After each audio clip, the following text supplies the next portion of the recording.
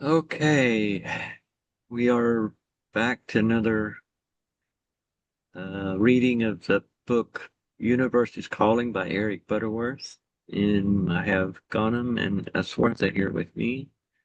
Thank you for joining me. Um, so if any of you want to volunteer to go ahead and start reading, uh, Chapter 2, The Miracle Trap. Since we are dealing with prayer as a science, it is important to confront the matter of miracles early in the book. For many persons, prayer is confused with the effort to work miracles.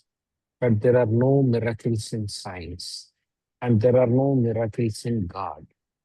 That may be shocking statement too, some almost sacrilegious. But before you lay the book aside in protest, hear me out. Recently, I received a brilliantly colored sticker in the mail intended for a bulletin board or a car bumper. Expect a miracle. Well intentioned enthusiasts for the new insights in truth have printed up thousands of these slogans to encourage faith in things working out in a positive way. A very work cause. But however, sing it may be to hope for divine behalf. I say don't expect a miracle.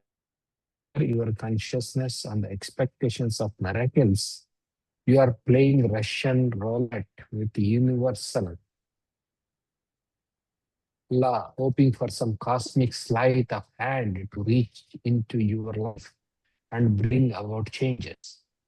It is putting the full weight of your consciousness on the side of belief in a universe of caprice. God doesn't do miracles. God is the wholeness of life, substance, and presence. Is present. It is not a miracle that is needed ever, but the discipline. Thy kingdom come, thy will be done on earth as it is heaven. The pray for a miracle attitude is often an unwillingness to take charge of one's own life, to take responsibility for one's experience. And when we fail to take responsibility for our experiences, we look for the cause of our problems and needs out there in what he did or what they failed to do. In the weather, the economy, or a bad luck. But when we insist that the cause of conditions is outside us, the change can only come from a change of conditions or fortune out there. In prayer, then we are looking to God to change things, but God can do no more for you than He can do through you. I think, you want to share some thoughts of what you yeah, read? basically, He's saying that there are no miracles in life because God is omnipresent, expression everywhere in all the places at the same time. And if it's present everywhere in everything, every place, then where is the miracle? Miracle. God can do anything, thing, all the things, only through you, not He cannot do more, no more to you than through you. Hmm. Yeah, that's so good. You have any thoughts you want to share, Ghanem? Or you want to read? Yeah, and I'll just share some thoughts on that. And I think that is really powerful because, yes, yes, and no miracles about the miracles. Because where our attention goes and what we focus on, then God is able to work through us. If we don't have attention and focus and expect things to happen, nothing's going to happen.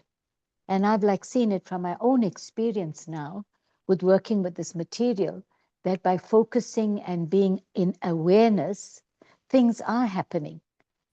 So yes, so miracles will happen if we work together.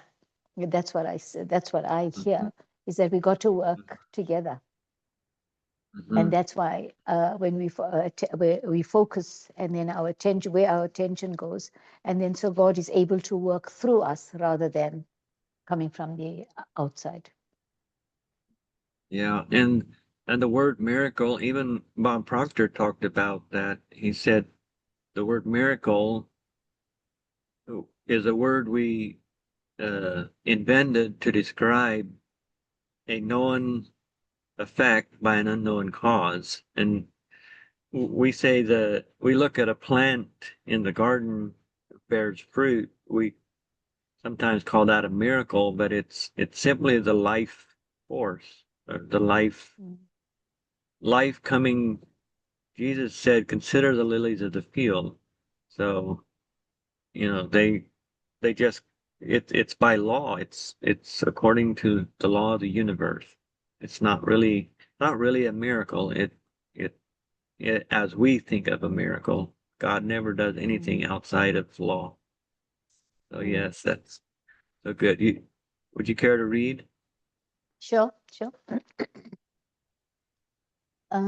So in some way, you have participated in the problem that may be manifesting itself in your life. That is what consciousness is all about. Thus, to effect change, you must participate in the solution by changing your consciousness. Paul said, be transformed by the renewal of your mind. He does not say be transformed by having a miraculous power possess you from outside. No, by the renewal of your mind. A miracle is defined as a violation of the laws of nature. Of course, this is an absurdity based on a lack of understanding of what we call natural law. Henry Drummond says that science can hear nothing of a great exception. There are no laws in nature, there are only laws of nature, which are descriptions we have made of our perception of the way the universe functions. Scientists do not discover laws of nature, they invent them to describe the facts they find. The laws are mere descriptions of what has occurred in the past and what they have reason to believe will occur in the future. A book on chemistry, botany, or even astronomy is merely history. There can be no violation of natural law. For if it is truly law, there can be no exceptions. If there are exceptions, then the so-called law must be revised. If the biblical account of the axe head float the water, that's King 6:5 to 6, is literally true, then there are fundamentals of nature involved of which we are not as yet aware. That is all. Do you want to? Should I continue reading? Do you have any thoughts you want to share on what you read? Yeah. If you just go back to the previous page, where he said there's no violation in the law, and it's just about history. For the whatever conclusions they have come about, the scientists, I mean. So there's no violation of natural law, for it is truly law. There can be no exceptions. So law is law. So it's what we make of it, and we change it to suit our perception. And the Yeah, simple thing that's about law is focus and awareness. Yeah. mhm. Yeah, some of this is a little bit still a little bit out there for me. 'Cause here he says there are no laws in nature, there are only laws of nature, which are descriptions we have made of our perception of the way the universe functions. Scientists do not discover laws of nature, they invent them to describe the facts they find. So that one's a little puzzling to me. Mhm. Uh, and maybe it'll come out. Do you have any thoughts, Aswartha, on what we read here? Yeah, I think it's profound. Basically, it's our person is called a miracle. Basically, in the law of nature, there is no miracles because law has the nature knows what the law is and they work in basically the way law is intended to work. But as we have a limited knowledge, or sometimes we think that as a miracle, which we don't know, we call it as a miracle. It's basically our perception of the law.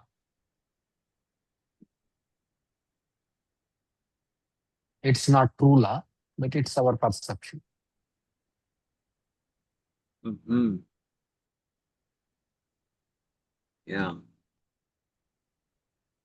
And the axe head, yeah, that's a story that I mean, I've read it and I know about it. Uh, but we all know that that steel does not rise in the water. I mean, does not float in the water. So how did this happen? Uh, we don't know. So he's challenging. He's probably challenging that concept that this was a miracle outside of natural law. It is precisely because of our tendency to read magic into the stories of the Bible that any practical implications they may have for today has been ignored. We have been profoundly influenced by the artist's attempt to visualize events and to depict Mark Connolly's great figure of God who says in his Green Pastures, "I guess I will roar back and pass a miracle." This tendency to read supernatural phenomena into the accounts has often obscured the express instruction about a perfectly natural cause. The parting of the Red Sea, for example, is quite clearly explained as being caused by a strong east wind all night, Exodus 14:21. The miracle, if such it was in the timing. The Israelites crossed at low tide, and the Egyptian forces were swept away by the inrushing return of the waters at high tide. The account clearly says the sea returned to its wonted flow when the morning appeared, and the Lord routed the Egyptians in the midst of the sea. Exodus 14:27. However, the expect a miracle groups have perpetuated the myth of a Cecil B. DeMille's God reaching down from on high and damming up walls of water with his great hands. It is important to note that Jesus clearly says, "He who believes in me, in truth, will also do the works that I do, and greater works than these will he do." John 14:12. While everyone was calling them miracles, he was simply calling his healings his works. He knew and practiced the healing art because he understood the mental and spiritual laws governing healing. Jesus, in his life, gave full expression to the Christ principle. This Christ principle is the whole person of each one of us, truly our hope of glory. When Jesus said, "He who believes in me," he meant anyone who believes in his or her own wholeness. And from this point of wholeness, all things are possible. So there, and this is going back to his words, sacrilegious. It's uh, heretical to think this way. Uh, Jesus was, whenever he talked about me or uh, in I am, he was not talking about himself. He was talking about when we speak this way to ourselves, I am, I am the wholeness. And there he talks about we in your own in our own wholeness, because wherever spirit is at all, the wholeness of spirit must be. And so if that spirit is within us, then the wholeness of spirit is, and that is what we have to that is the works, or that's where the works come from, is believing in our wholeness and focusing, like we talked earlier, focusing its natural law, focusing on what we want instead of what we don't want.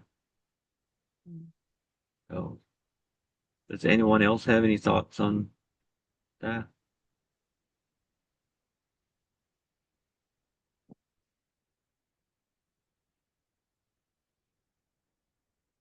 I will go on reading then. Many persons pray for a miracle in a critical situation, when all that is needed is the acceptance of the truth that what they want may be beyond their normal experience, but not beyond the power of the creative process within them. Why should it be a miracle or supernatural phenomenon for any of us to be healed of illness? Isn't that which created us and sustained us capable of making us whole? It is essentially a matter of semantics, of perceptions and expectation, but to talk of miracles in a given situation is a very subtle form of defeatism. So when I say don't expect a miracle, I am certainly not expressing skepticism of the tremendous power to heal or prosper or adjust, or questioning the full implication of the statement, all things are possible. For when we deal with changeless spiritual law, we have even greater faith in the wonder-working process, but we don't have to play games. And so, back to, all things are possible. Jesus told us, with God, all things are possible. He didn't say that God alone will perform the possible. He says with God. So it's our interaction with that process that makes all things possible. Um, and yeah, I think he's given a disclaimer of, uh,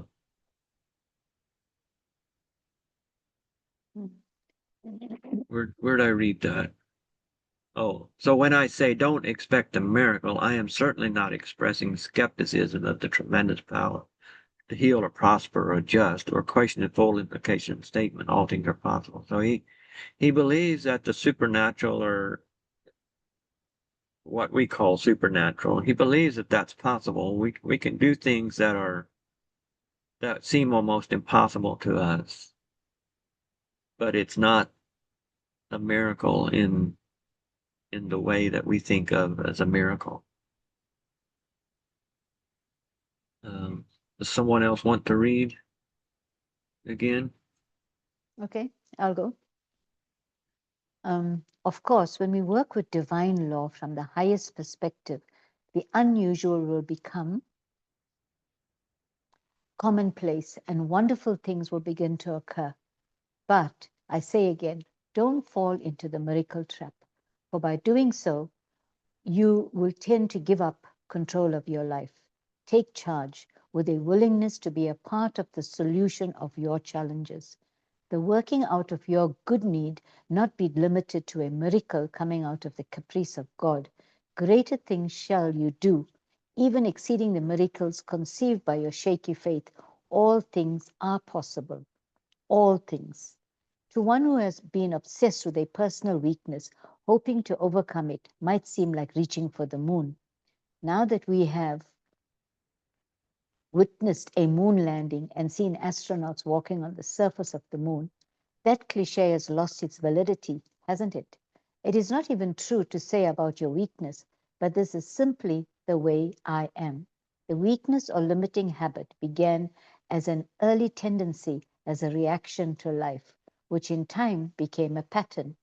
But if your subconscious mind could learn a pattern of negativity, it can also learn a new positive pattern. No matter how long or how severely you have been in the clutches of alcoholism or some other addiction, no divine intervention or dramatic miracle is required for your healing. You can change. We don't have to be that way. You can find great help through prayer. Oops. Sorry, go ahead. Okay. But as you come to understand the science of prayer, you will realize that it is not an act of entreaty to God. It is turning the focus of your consciousness away from the problem to your center of being in God and giving way to the creative flow which will stream forth therapeutically from within your innermost self. So again, don't fall into the trap of expecting miracles to remove your addictions or to solve your problems. Don't reduce your practice of truth to playing games with divine law. If you really believe you are entitled to the fullness of the kingdom, the results may appear miraculous, for wonderful things can and will be done. However, this is the natural fulfillment of divine law. The healing you long for, the overcoming you desire, the prosperity and success you have been spiritually working for do not call for miracles, but for the disciplined application of divine law and the steady effort to know God. Can you So, share yeah, some that's like, thoughts? yeah, that's absolutely so profound. It's just telling us that it's all about our inner work, and whatever we do internally is what will surface. And that's why they say all things are possible. That's the way I see it. Swartha, you have anything to share on this? I think it says that if we believe in the consciousness, or if we believe in the divinity or infinite intelligence, we should not expect a miracle. Basically, it's inner work. And if you are part of the wholeness, that means there is no miracle for you. If you believe that you are part of wholeness, then there is no miracle for you. And we should not expect any miracles because we are part of wholeness. Mm. Yeah. Um,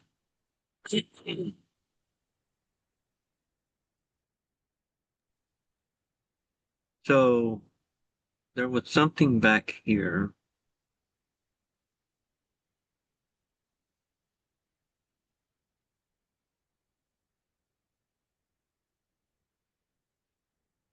Oh, I forgot now what it was. So yeah, it's just it seems like a miracle to me that my life has changed from what it was to what it is now. But it's really just a result of all the work I've been doing for the last 2 years. It's not really a miracle. It's just simply a result. And small steps is what it takes. Daily working. And oh, that's what I was he Jesus called it works, his works. He never called it a miracle. It was the other people who were always calling it a miracle. He never called it a miracle. And so it's the works which which happens within us when we change all of our and I know this is hard for some people to accept, but all of our circumstances are a result of our own thoughts. And so we are where we are because of how we see things. Dr. Miles Monroe always said this. He said, if our philosophy is wrong, then our whole life is wrong. And you can be enthusiastic about the wrong thing. If it's creating all kinds of chaos in your life, then Jesus said, by their fruits you shall know them. So what's amazing to me is Ghanem, you told me that you've never read the Bible. Is that correct? That's correct. And you connect with this most of this stuff is coming from the Bible. And you connect with it so powerfully. And that to me looks like a miracle. But I know that it's just simply we're dealing with natural law here. Is all we and Jesus that is really all Jesus was dealing with was natural law.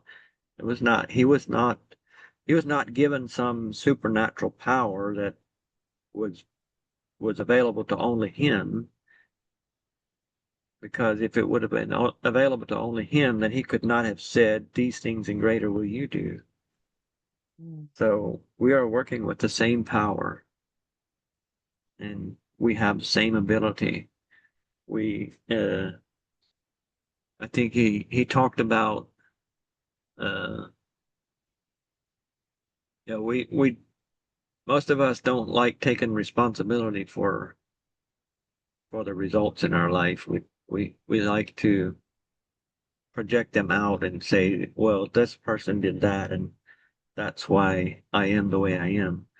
And we didn't, the philosophy we received as a child, as a little baby, was beyond our control. That is true. But now that we have come to this knowledge, now it's our responsibility to change that.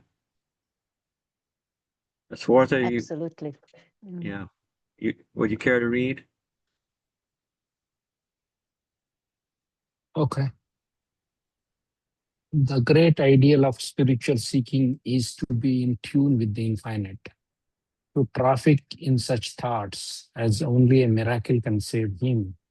And it is impossible, but I expect a miracle is to be in tune with the indefinite.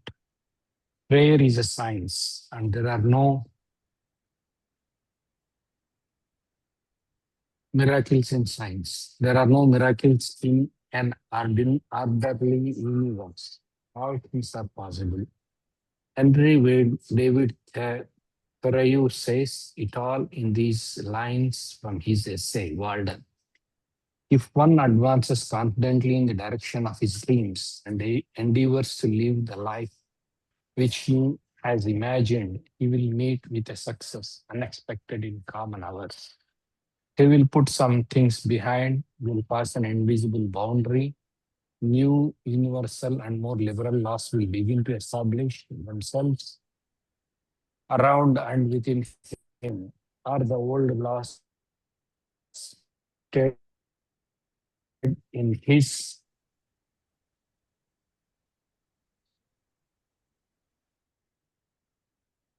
literal sense? And he will live with the license of a higher order of being.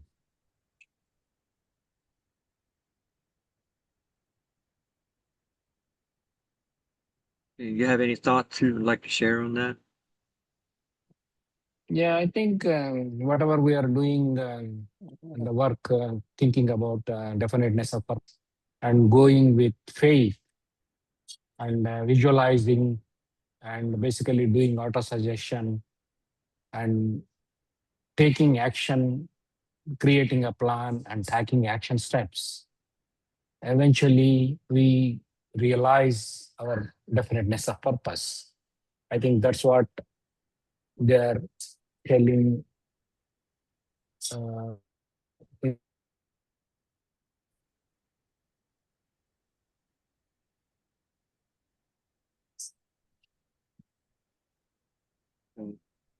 So sometimes you cut out a little bit, so I didn't know if you were done speaking. yeah, I'm done. Basically, I'm done. Okay. Basically, maybe yeah, Okay. my internet Okay. connection is Thank you. like juggling. I don't know what is happening. Okay. All right. I wanted to comment a little bit on this. The great ideal of spiritual seeking is to be in tune with the infinite, to traffic in such thoughts as only a miracle can save him, and it is impossible, but I expect a miracle, is to be in tune with the indefinite. So that is something I often hear is only a miracle can save me now. But I'm thinking it's impossible. That's that you could almost say that's the definition of a fool.